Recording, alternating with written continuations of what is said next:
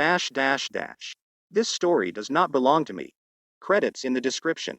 Part 1 Deku Sensei Chapter 1 Caught by Chance. Midoriya Izuku has had a very difficult life. Ever since he was 5 and was brought to a quirk specialist, it seemed that one bad thing after another once he was confirmed quirkless, but he did his best to keep his little head held high and see every moment as a teachable moment. When the doctor said he'd never develop a quirk, he was crushed at first.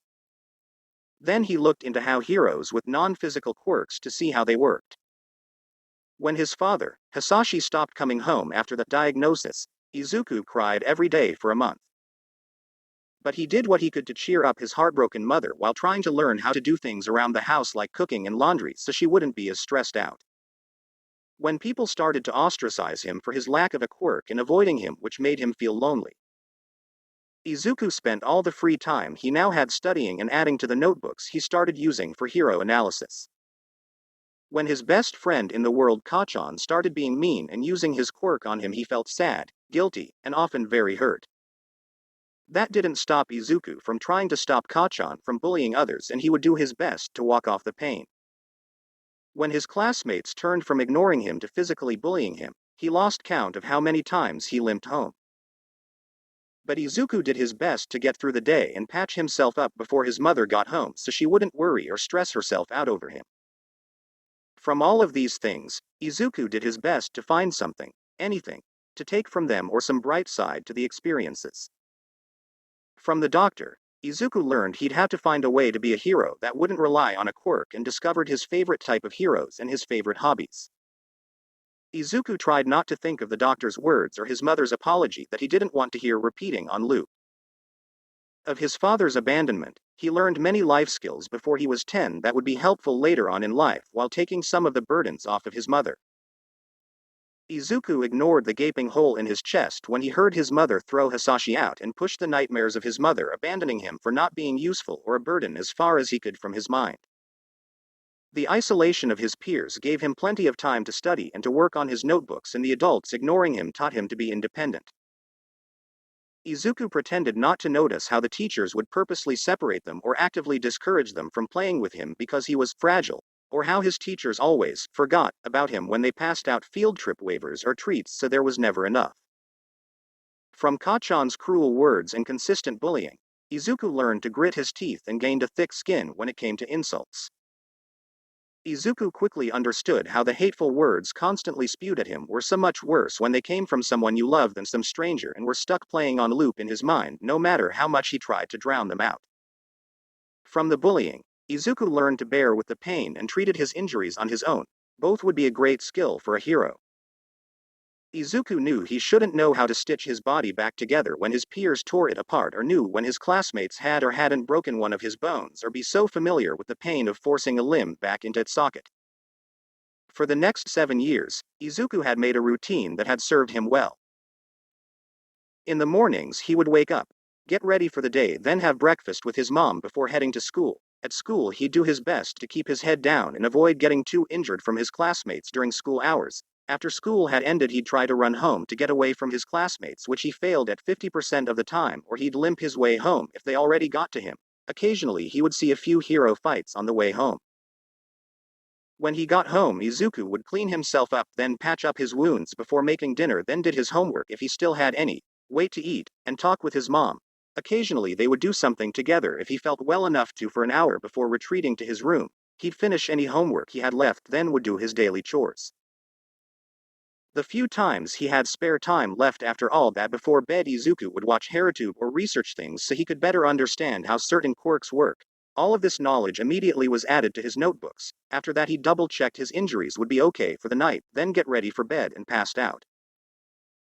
On the weekends he'd use the large portion of his free time taking care of everything around the house he couldn't do the rest of the week, then take his notebooks to add to them and update, or he'd look into theories he had about the quirks he listed. When the occasion arose that his mom had the day off, they'd do something together, and maybe if the stars aligned the two would enjoy a day out of the house. Today, however, was one of those days. He had just started middle school at Aldera, hoping that it would be better than the elementary school of the same name, and was sorely disappointed. Being in a different building and area, Izuku wasn't able to escape from Kacchan's wrath. The blonde had caught him in a park. and he was subsequently beaten by Kachan and his lackeys.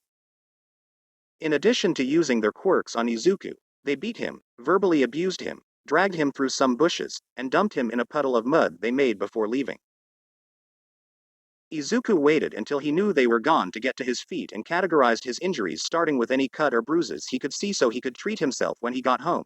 His body ached, which was nothing new. He was as lightheaded and confused as he usually was after Kachan's beatings, and while he was able to stand this time, he noticed the shooting pain in his left ankle. If he put weight on it, he was half sure his ankle was sprained. His ribs were probably bruised, and he knew his bottom lip was broken when he licked his dry lips and tasted copper in addition to mud. Izuku felt like a mess and was sure he looked like it too. His new middle school uniform now had tears, burns from Kachan's quirk, and muddy. Kachan had been a bit more heavy-handed this time and had actually burned him through his clothes with his quirk.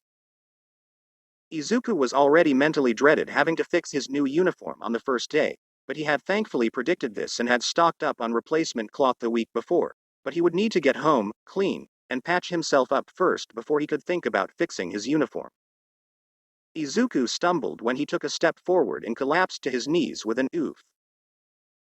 Before his face hit the ground, this, sadly, was not uncommon for the 11, soon-to-be 12-year-old, and he repeatedly tried to get to his feet only to fall over when he attempted to move forward. When he could solidly walk a few shaky steps, Izuku went to find his backpack since it had gotten lost in the bushes and started the trek home, doing his best to ignore the pain from his ankle. Kachan and his lackeys had taken up more time than normal, so while Izuku would still be home hours before his mom, he despaired the realization he wouldn't have time to treat his injuries, cover them up, and do his homework before making dinner. He sighed, resigned to the fact, and just tried to shuffle his way through the streets back to the apartment complex. Izuku had been relatively lucky on his way, only tripping 4 times, with only once from another person, and slipping 1 time while climbing the stairs. Once he finally got to his door and, not thinking clearly, he opened the door, then entered, planning on going straight to his room where his medical supplies were stashed away, but he stopped halfway. The door should not be unlocked. His mom shouldn't be home for 3 more hours, and she always locked the door behind her, and Izuku has had the only other house key for since he was 10. Concerns began to bubble up in Izuku's mind, overshadowing his current state. Had mom accidentally left it unlocked? But she hasn't ever done that before because of her anxiety, and she always triple checks before leaving. Or what if someone broke in? We live in a quiet neighborhood, but break-ins could happen anywhere. What if they broke the door latch when they broke in? That would cost so much time and money to get new locks. Wait. Oh God, what if we were robbed? There was no way we could afford to replace everything, much less the damages to the weight. What was that sound? Oh God, they're still here. Deadum. Izuku's frenzied thoughts were caught off a soft, warm, familiar voice greeting him from the kitchen. Welcome home, Izuku. Did you have a great day at school? Izuku jumped, nearly falling over himself as confusion filled his head along with a new wave of panic. Mom?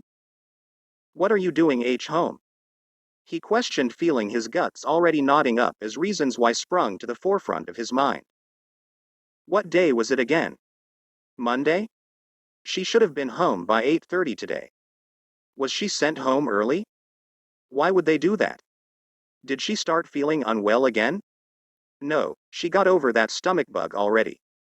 She doesn't have any vacation days yet, so she couldn't have called off either, and she would have told me that beforehand. Then maybe she was in trouble at work? Why? Mom had a good relationship with her boss, and she's a very good nurse. Did she get a new boss? Did they find out she has a quirkless son? Were they like his teachers? Did they fire her for having a quirkless child? Did she get fired because of me?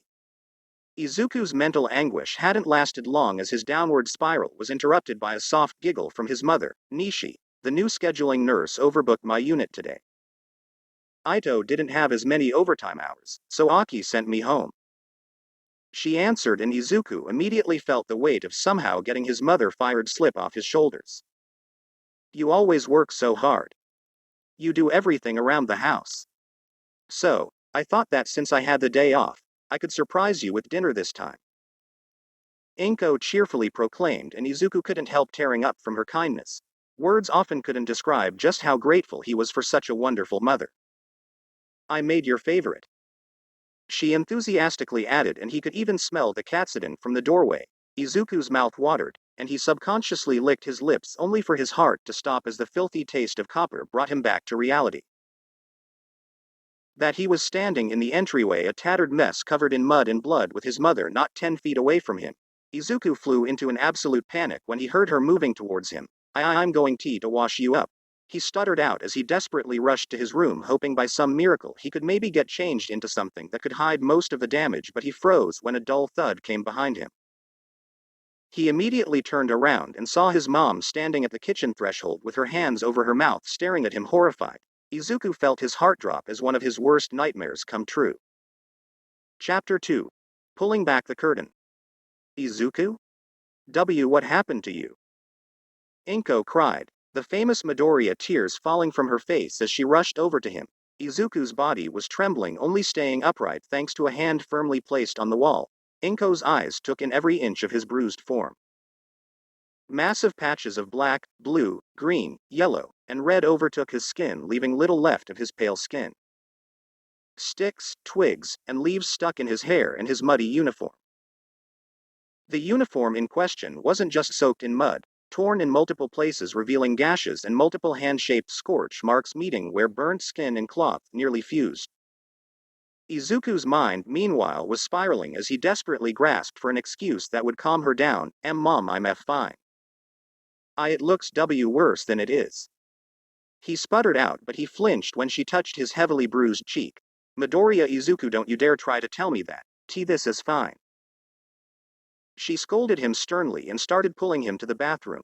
Izuku numbly followed along, mentally kicking himself for upsetting and worrying her while simultaneously trying to string together a fictional series of events that would reasonably explain his injuries. I can say the mud was from getting too close to a villain fight. Maybe I can also say some of the bruises were from flying debris. Oh, but wait. What if Mom thinks it's too dangerous for me to watch fights in person anymore, and that wouldn't explain the burns? I can't say anything about Kachan. Don't say anything about Kachan. Don't say anything about Ka. Izuku was torn from his thoughts when he felt the cold rim of the tub against the back of his legs. Then Inko gently ushered Izuku to sit there and quickly fetched the first aid kit from under the sink. Inko grabbed a wash rag as well, letting it get damp, then started to clean Izuku's face softly, asking, Izuku, tell me what happened. Panic came back and Izuku's half-baked excuse fumbled its way out of his lips. It was an accident, but he was swiftly cut off. Izuku, Inko said firmly. Izuku opened his mouth to defend the lie but stopped once he saw her teary eyes. Please. Inko pleaded, making Izuku's chest tighten painfully at how fragile her voice sounded. He felt the corners of his own eyes starting to prick up from unshed tears. Izuku wanted to spit excuses out until he convinced her nothing was wrong like he always did, but his brain refused to do anything other than stare at the utterly heartbreaking look on his mother's face. But he found himself incapable of lying like he usually would. He just simply couldn't lie to his mom to her face when she was looking at him like that. Instead, he felt like he was being hit by wave after wave of emotions that he had previously ignored or repressed for years, and that the mental dam that normally helped him keep from being drowned instead emotions burst, and he began sobbing. Words just falling out of his mouth as he told her everything. The bullying, the teachers that ignored him, the neglect from just about everyone, and even about what Kachan did to him. Once Izuku started talking, he just couldn't stop the words from coming until he was clinging to his mom, unable to speak and reduced to weeping. Inko was a rock during Izuku's breakdown, simply silently listening to him as she wiped away Grim, cleaned the visible wounds and pulling out the various things that had gotten stuck in his messy hair. She had also cried along with him until Izuku was just hiccuping in her arms. Oh Izuku, my poor baby. Inko whimpered as she wiped his tears, careful not to press too hard as she did. You've been so brave, baby. You've been so strong, Izuku. She told him, rubbing his back carefully, minding his injuries. Inko gently brought Izuku's face up to look at her. Izuku, do you think you can handle a car ride? She asked. Izuku blinked and sniffled before he answered. I guess I think I could. Why? Inko stood and slowly helped Izuku to his feet. Because I am taking you to the hospital. She replied, and Izuku nearly fell back into the tub. What? We don't have to do that. I'll be fine. He protested and would have argued more, but Inko fixed him with a look. Midoriya Izuku, you've been living with untreated wounds for years, and who knows how many other injuries you've been hiding from me. We are going to the hospital now. Inko insisted. Izuku's eyes began to water again, and he was still going to protest, but Inko shook her head. This is not a discussion, Izuku. We are going, now. She told him, putting her foot down, and Izuku let his head hang. Oh, okay. He muttered barely above a whisper. Inko quickly got together a change of clothes for him, then helped him limp to the car. Guilt ate at Izuku throughout the ride, and he began to apologize over and over again for being such a burden on his mom and how much money this was going to cost them. Inko did her best to comfort him as she drove and tried to assure him that he was the furthest thing from a burden. Inko got Izuku to be seen as soon as she could. Once they got to the hospital, he was brought to an examination room and left to change into a pair of scratchy scrubs. Afterward, he was carefully examined by the nurse with Inko for support while they waited for a doctor, but the nurse became very concerned when she found a gash on Izuku's leg he'd stitched up by himself a couple of days ago. Inko and the nurse were equally horrified to see the likely infected wound. Upon being seen by a doctor, Izuku was immediately admitted to the hospital to get the full scope of the severity of his injuries. When they questioned them how Izuku got so hurt, Izuku reflexively wanted to say it was just an accident, but Inko held his hand and helped him explain the bullying and abuse. They separated the two to confirm it, but once they ruled out domestic abuse, Inko was given permission to stay overnight with Izuku as they waited for the results of the multiple tests they had to run on Izuku. The testing time was shortened thanks to a nurse's X-ray quirk that let them confirm Izuku didn't have any broken bones. He did have 3 cracked ribs though, and many fractures all over his skeleton. It wasn't until midnight that they had a complete list of Izuku's medical problems at that point. Izuku had secondary burns on his left shoulder, right side, back, and chest, with evidence of older burns in numerous areas. Numerous lacerations, both old and new, all over his body. A black eye. Broken nose. A split upper and lower lip. Bloody scrapes on his knees, palms, and chin. A severely twisted left ankle. Multiple subcutaneous and intramuscular bruising spread throughout his body. Old and new damage to his fingernails. Symptoms of nitroglycerin poisoning, though no traces of nitroglycerin in his body. An untreated bacterial infection from an improperly treated gash on the outer right calf. And most concerningly, a confirmed TBI from primary blast damage. Given the various serious conditions, the Midoriyas would have to talk for a long time about Izuku's treatment for the more serious conditions. Eventually, that conversion came back to the bullying that left him laying on the medical bed in the first place, something which led to a further argument about what to do about it. It isn't Kachan's fault, he told her as they had gotten to what was the major issue at hand, Izuku's childhood friend. Inko's shoulders slumped and she had a morose look on her face. Izuku. Inko tried to speak only to be cut off by Izuku. Mom, it's not Kachan's fault. The teachers were supposed to stop him and make sure he didn't get out of control. They didn't, and let the others do whatever they wanted to me, and, Izuku argued, tears welling up, but the argument was stopped when his mom put a hand on his shoulder. Now silent, he could hear the heart monitor he was connected to beeping faster than it should have, and a glance showed his erratic heart rate. They both waited silently for it to calm down, with Inko gently rubbing the back of Izuku's hand as his body shook from the deep breaths he took to calm down. The doctor had warned them both about the dangers of stress in Izuku's state. It took some time given how worked up he accidentally had gotten, but once his heartbeat was back in the safe range, he took a deep breath, then turned to his mom. Mom, I know Kachan can be a great hero. What he did to me was not good, but we can't tell anyone. They'd put a mark on his record, and he'd be turned away from the hero schools. I don't want to be the reason he couldn't. Please mom, please. Izuku begged, the tears welling up in his eyes from before spilling down his cheeks. Inko felt her heart wrench at the sight of her son in such an awful state. Izuku, I can't just let him get away with what he's done to you. She protested, unwilling to just let this be dropped. That's not what I mean. I just don't want to be the reason he can't be a hero. Izuku clarified, and Inko sighed. All right, Izuku, we won't report Katsuki, she told him, and the boy's relief was immediate and very visible. but I will be reporting Aldera for discrimination and abuse of power. She added, and immediately Izuku's relief was dashed. His mouth opened ready to protest, but Inko shot him a look. Izuku, if they treated you like this just because you were quirkless, what's going to stop them from treating every quirkless child like they did you? Inko asked, causing Izuku to get a very conflicted look on his face as he mentally debated it, and that made Inko's heart ache. As amazing as Inko knew her son was, she hadn't missed how selfless he was, or his lack of confidence, but considering the revelations of the last 24 hours, that selflessness had to have crossed the line to self-loathing at some point. Even if we were to ignore what they did to you, which we aren't, they are also hurting the rest of their students by giving them an unhealthy and dangerous view of the world. That if they are stronger than someone, they have the right to hurt them like they did by not stopping Katsuki. We can't just let them do that, okay? Inko elaborated further, and while Izuku still didn't seem happy about it, he accepted it and nodded, "Oh, okay."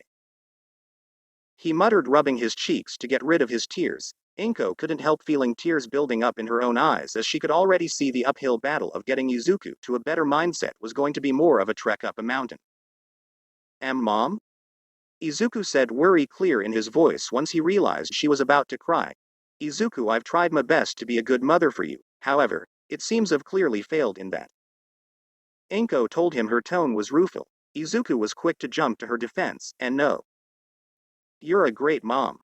Why, you do so much for me," he argued, starting to cry again. "Oh, Izuku. You're far too kind," Inko replied, causing the boy to make a choked squeak, and Inko smiled sadly at him. "I was so worried about teaching you to be kind that I must have forgotten to teach you the importance of respect," she said, and Izuku balked, confused by her words. "Izuku, I'm sure I've told you the saying, treat others how you wish to be treated," Inko mentioned, and Izuku nodded. He had always gone out of his way to help others. He took notes for his struggling classmates and slipped them into their bags when no one was looking, helping their neighbors with their chores even if they never asked, and Izuku had lost count of how many times he had stepped in to protect other students from being bullied, even if he was never thanked for it. "But I think I should have told you a phrase my mother taught me to help with my anxiety: never bend your head. Always hold it high. Look the world straight in the face," she told him. Izuku blinked, mentally going over the words, but ended up still being confused. "But I think another one she taught me would be more fitting. Raise your standards to create change," she mused, making Izuku even more confused about what the two sayings had anything to do with their conversation. "The second one means to raise the standard you expect of others," Inko softly explained, seeing his bafflement.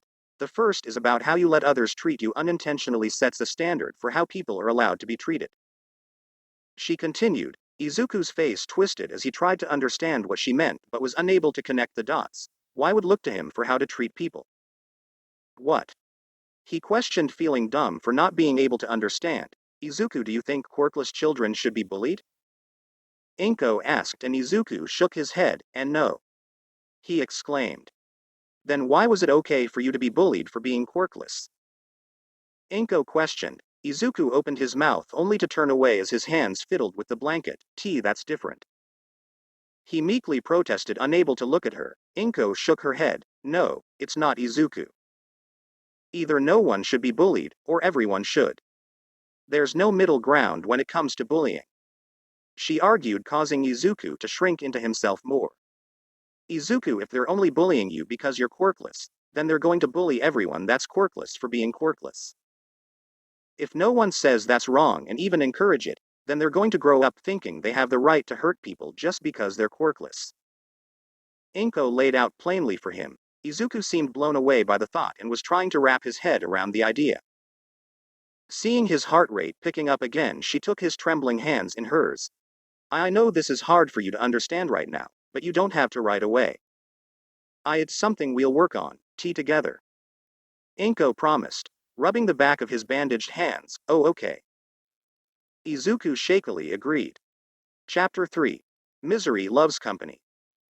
Emotionally exhausted and physically tired, Izuku fell asleep rather quickly after their conversation. Inko stepped out to let him sleep as she got to work moving outside to make the phone calls she needed to. The first was to her boss, explaining she'd be taking some of her hard-earned time off for a family matter. She called the Board of Education next, but given the time of night, she didn't get anything but an answering machine.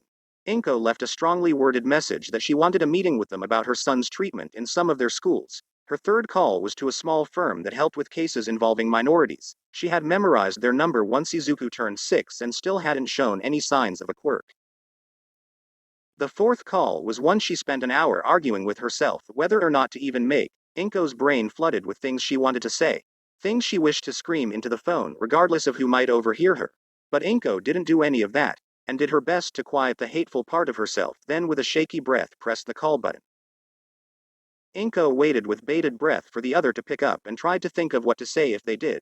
The quiet click before a tired voice answered was rather underwhelming considering her mental anguish. Inky? What the fuck are you doing calling me in the middle of the goddamn night? It's about 2 in the fucking morning. Inko, upon hearing Mitsuki's gravelly and slurred voice, Inko couldn't help tearing up. The weight of the situation finally allowed to start sinking in now that her son couldn't see her breaking down. Inky? Mitsuki quietly repeated, concerned and much more awake from not getting an answer. I'm sorry, Mitsu-chan. I didn't mean to wake you.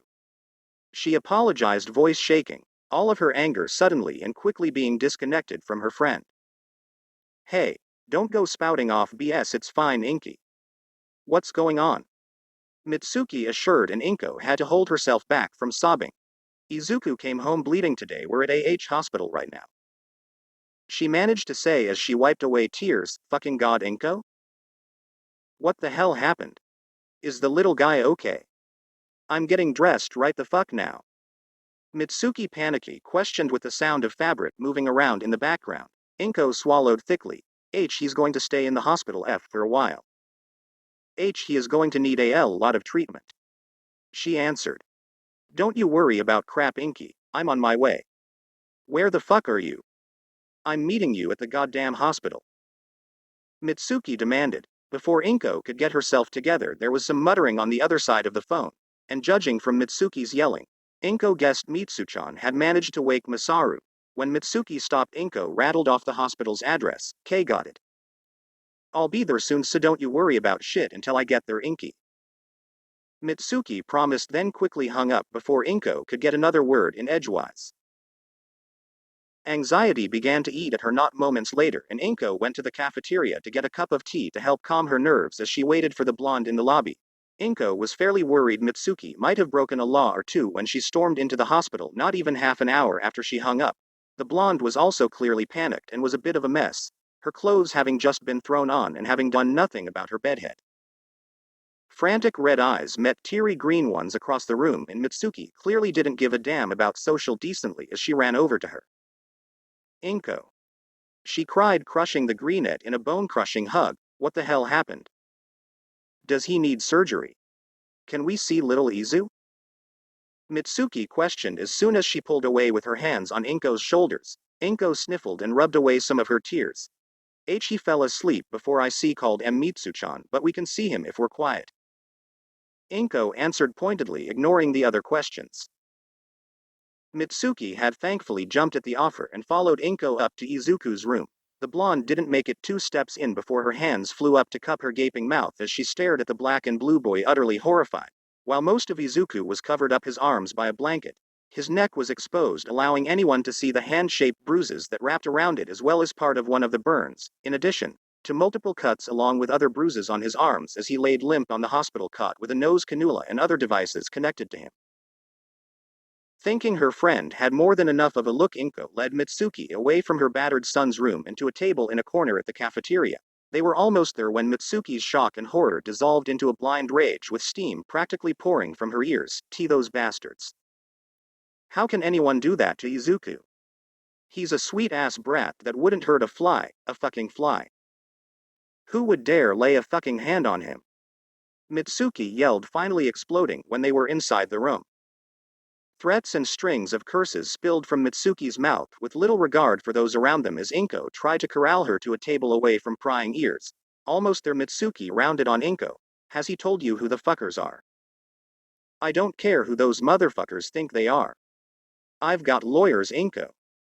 Mitsuki exclaimed loudly and clearly ready to go for blood. The dreaded question Inko had been afraid of since Mitsuki arrived made her hesitate in her steps. Mitsu-chan, please sit down. Inko requested, softly tugging Mitsuki towards the table. I swear when I get my hands on them, Inko. Mitsuki began to rant again, but Inko cut her off. Mitsuki, sit down, she told the blonde more sternly. The blonde's mouth shut, and she sat down, looking at Inko a little startled. Inko took a seat next to her and let out a ragged sigh. Izuku told me who did it. She told her meekly, already resigned to the painfully conversion.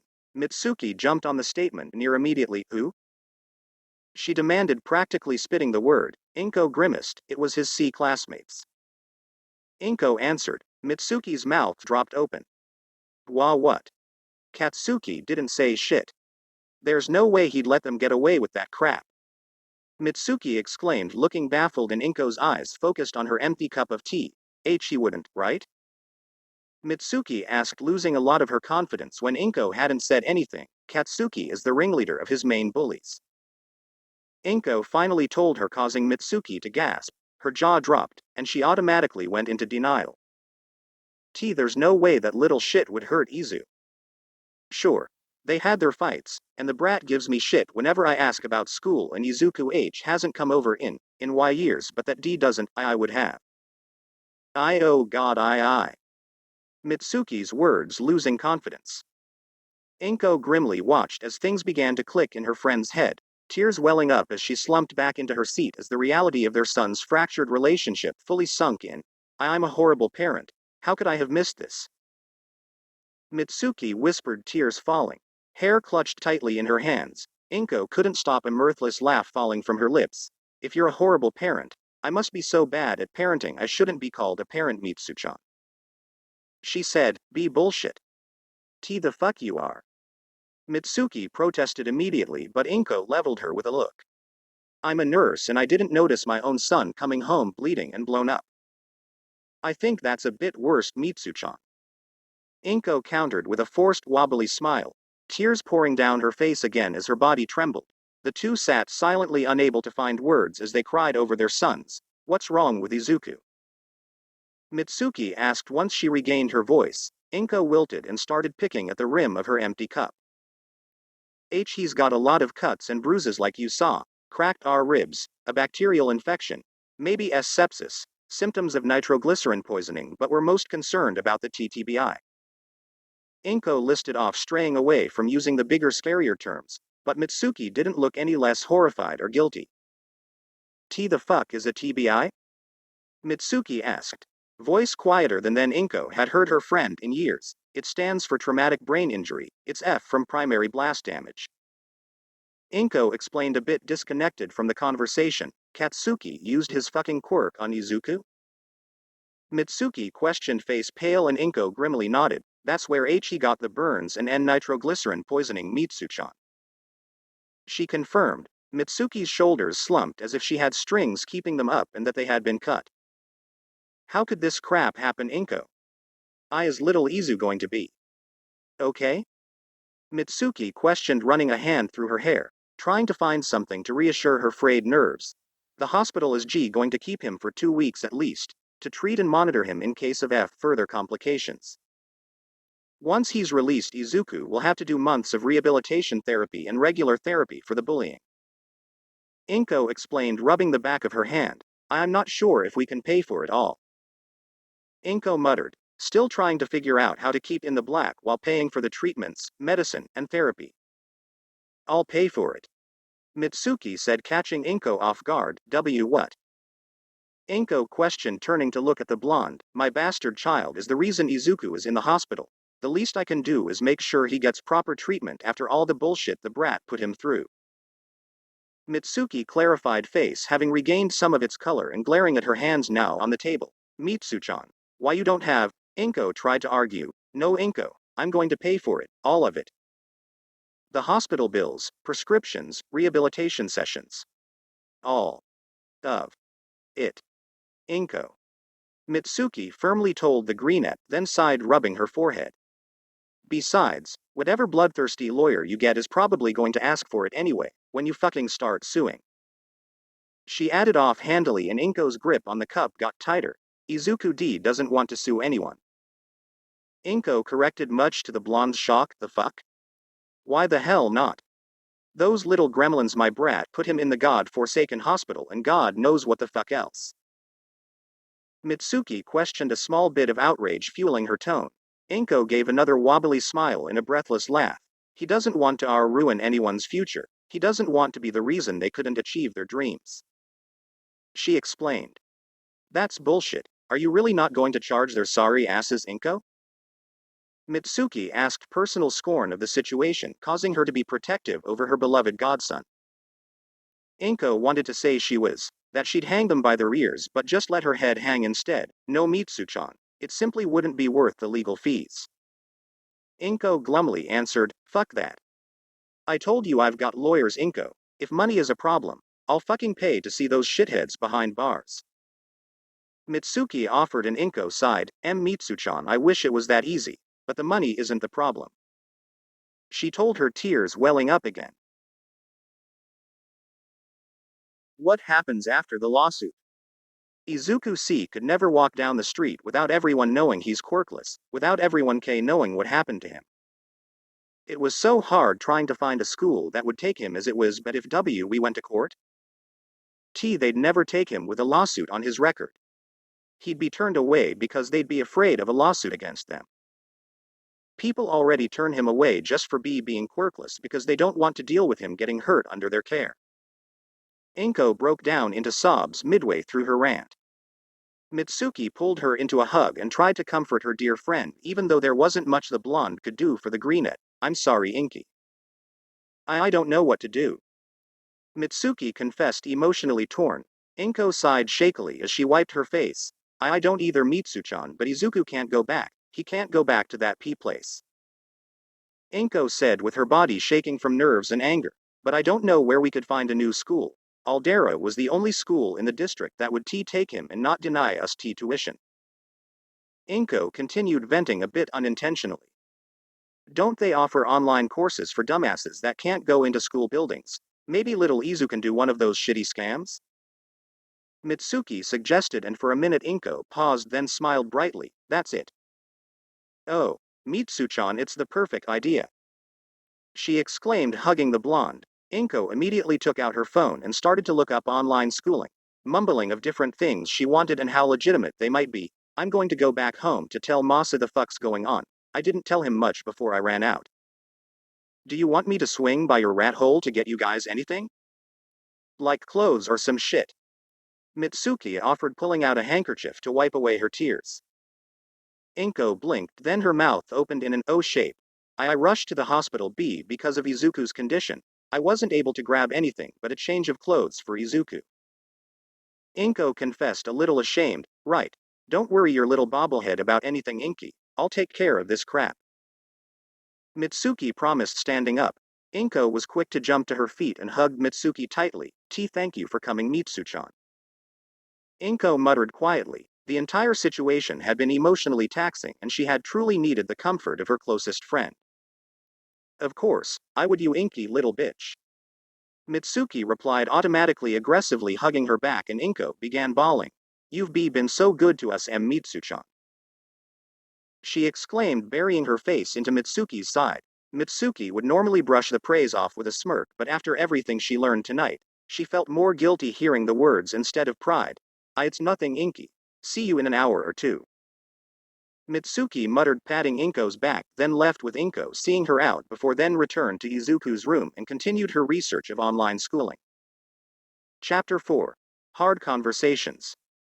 Mitsuki's grip on the steering wheel caused her knuckles to turn white, and she was trying her best to not pull the car over and snap at the asshole behind her that kept honking like the fucking bastard he was.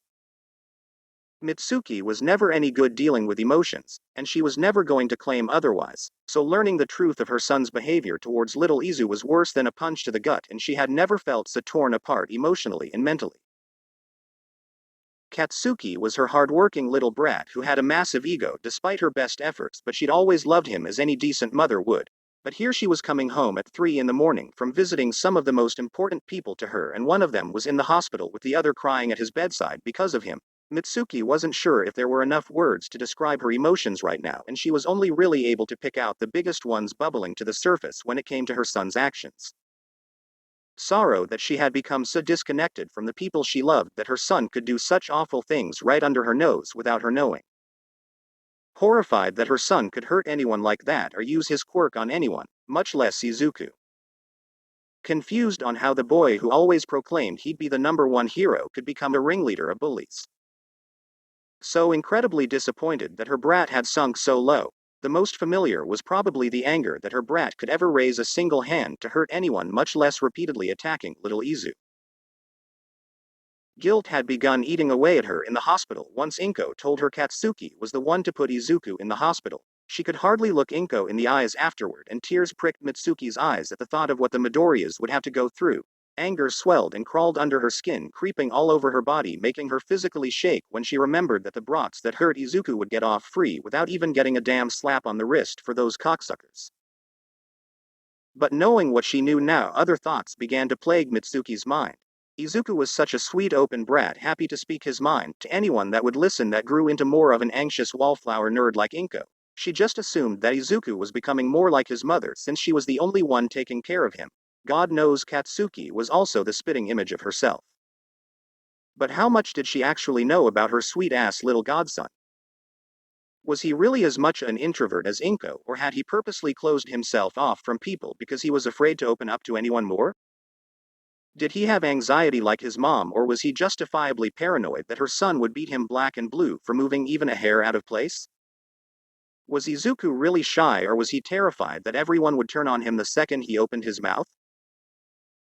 These thoughts made Mitsuki's guts twist in ways they hadn't since middle school, as every interaction was dragged back through her mind in vivid detail, with every possible red flag being tauntingly waved in her face. She bit her lip, unable to stop herself from comparing her own behavior to Izuku's and unable to keep from cursing herself out for not seeing it earlier. Mitsuki had tried to calm herself down on the ride back to her apartment, but she still found herself trembling as she got out of her car. Masaru was already waiting anxiously for her in a robe with a pot of tea. He was so lost in thought he hadn't noticed her until she closed the door, which was when his head snapped towards her. What happened? Masaru asked, cutting straight to the point, having become quite concerned at the sight of his quiet, trembling spitfire of a wife crying in the doorway.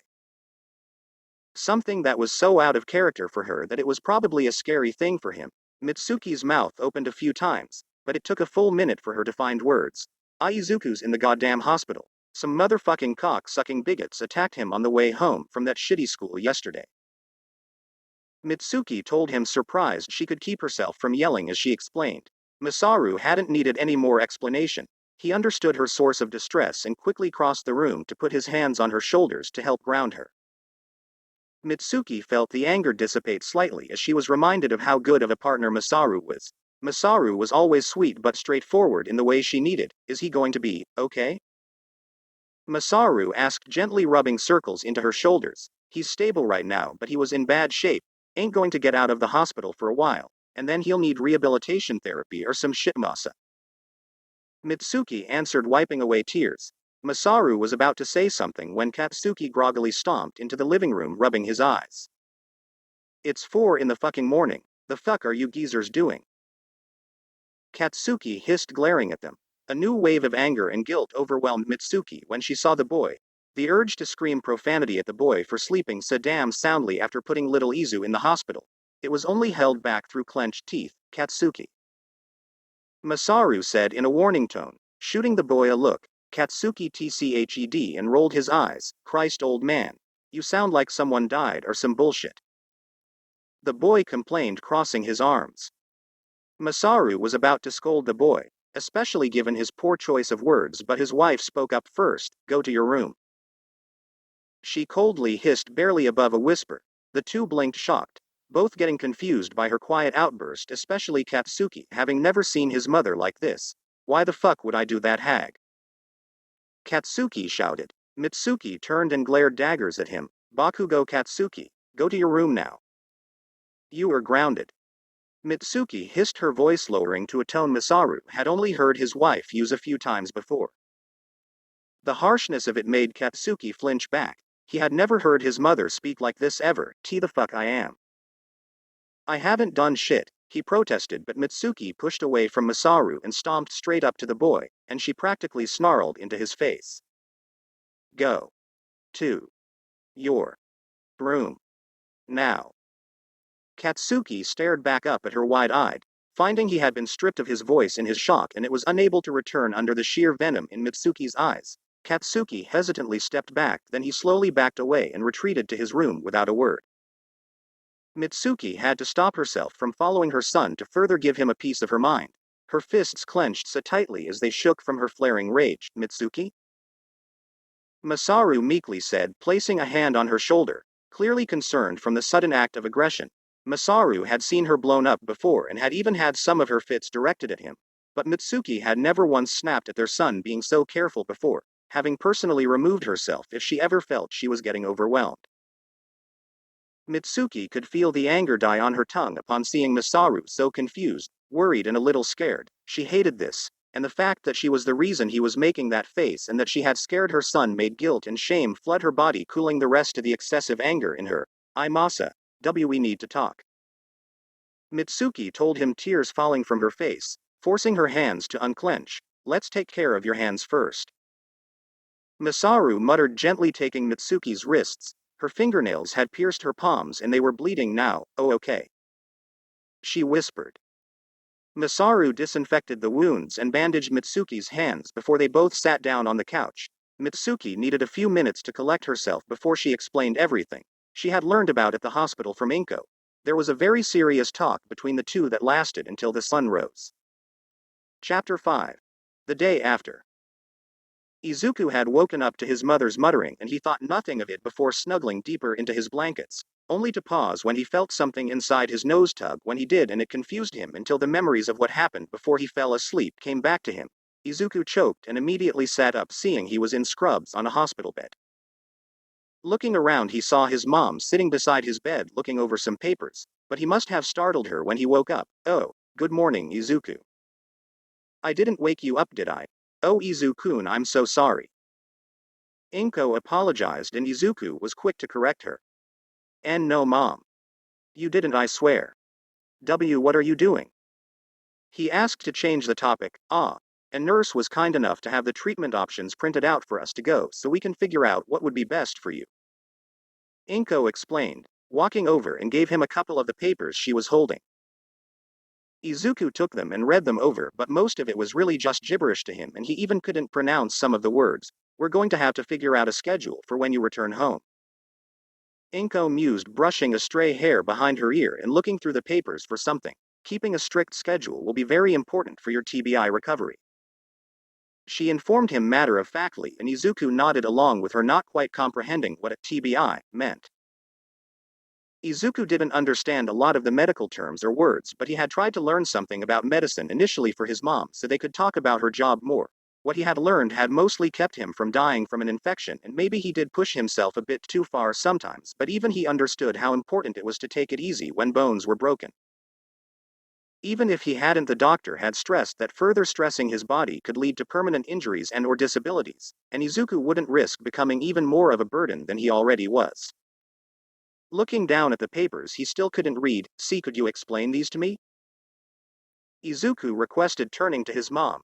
Inko nodded and flipped to the first page and started to go over all of them and explained each page of treatments, therapies, and possible exercises to help him rebuild muscle tissue when it was time to start the rehabilitation part of his recovery. Naturally, as they usually do, they went on a bit of a tangent and the Midoriyas eventually got on the topic of whether it would be worth it to buy personal special exercise equipment or if they could make do with regular equipment. Their talk was briefly interrupted by a nurse checking on Izuku, his machines, changing the bags on his eye. As well as checking his nasal cannula was safely hooked up, briefly checked Izuku's vitals. Izuku had been allowed to ask the nurse a few questions about his quirk before he continued with his rounds. They didn't get right back into the conversation when he left, as the nurse had also brought food for Izuku.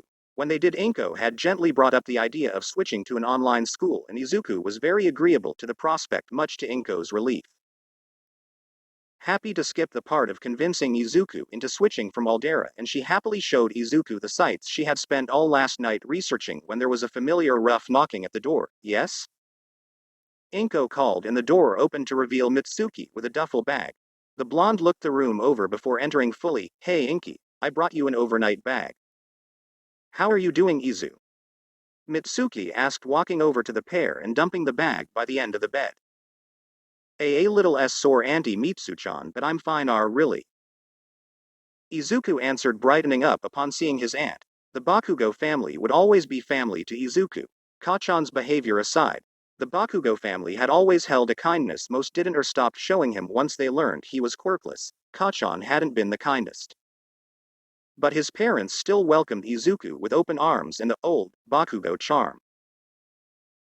Mitsuki flinched seeing Izuku's smile aimed at her, especially given his state. She hesitantly raised a hand to very carefully ruffle Izuku's mess of curls, being careful not to disturb the bandages keeping his eye patch in place. Izuku practically beamed like the sun up at her. That's great, Izu. Why don't I stay and visit you so your mom can go home to your hole in the wall to shower and shit? Mitsuki suggested, glancing at the bags under Inko's eyes made the blonde severely doubt the woman slept after she left. Not that she was much better. Inko straightened up when Mitsuki brought her up and immediately began waving her hands. Oh Mitsuchan, you don't have to do that. She protested, but the blonde glared and bopped her on the head. Sure as shit I do, Inky. You ain't going to be in the proper mind to sign medical bullshit if you don't fuck off to Dreamland. Mitsuki argued, then got Inko to her feet and out the door before she could form a proper response, making Izuku's stomach drop. With the buffer of his mother being gone, Izuku felt his ever-present anxiety worm its way under his skin. One of the reasons Izuku stopped going over to the Bakugos on his own was because there just wasn't anything they could talk about anymore. The lion's share of topics was completely verboten, considering the only ones he could talk about at length were heroes, school, and quirk analysis. School was obviously thrown out the moment it came up because of the bullying alone, and he'd deflect as much as he could. Talking about heroes would make Kachan angry, and they'd probably make fun of how much a hero fanboy he was. His quirk analysis made everyone think he was creepy, and he'd lose people whenever he tries to talk about it. With how socially stunted he was, Izuku had no idea how to even begin talking about anything else, so it was safe to say Izuku had no idea what to do now that he was alone with his aunt in his hospital room. Izuku bit his lip and fiddled with his blanket. Of course, Mom told Auntie Mitsuchan about what happened. Does she know why I'm here? Maybe Mom hasn't told her about the bullying yet? But what if she does know? Does she know about Kachan? Oh God, what if she does? Does Uncle Masan know too? Is Kachan going to get in trouble because of me? Kachan will be so mad at me for spilling to his parents. Worthless, stupid, shitty Deku. You can't do anything right. Useless, quirkless piece of shit, go die in a... Izuku was pulled from his thoughts before he could be drowned in his internal mental panic by a bright red box being waved in front of his face. Oi, earth to the bushiest. I'm pretty sure those stuck-up prisses haven't let you do anything remotely fun since you were admitted. That's why I took the liberty of bringing this fucker for you, Izu. Mitsuki told him, offering the box to him. Thank you, Auntie Mitsuchan. Izuku said, overjoyed by the unexpected gift and something to focus on other than his situation. Oblivious to Mitsuki's wince as he took the box, he examined the box and nearly squealed when he realized what his present was, a hero-themed puzzle box, and he excitedly examined the picture of Gang Orca with some of his sidekicks, all the facts he knew of the hero floating to the surface and pouring out of his mouth in the form of muttering. He froze when he felt a hand in his hair and looked up to Mitsuki, giving him a sad smile. Then he realized what he had done and looked away, ashamed of himself. Oi, don't stop on my account, brat. I want to hear more about that shitty sea panda. Mitsuki prompted, giving him a gentle nudge. Izuku hesitantly began stuttering out facts he knew of the hero and his sidekicks as they began building the puzzle, with his aunt encouraging him. A conversation about their costumes led to the two talking about the pros and cons of each one, and Izuku was pleasantly surprised his aunt knew so much about costume design. But Mitsuki just told him fashion design does have some crossover with costume design. That led to the two talking about fashion in general, but mostly Masaro's new line she was modeling that was more sports-oriented. Her job in fashion was why she knew these costumes were kind of shitty. Izuku eagerly held onto her every word, having not put much thought of this part of heroics before and knew most of what she was mentioning would be useful knowledge.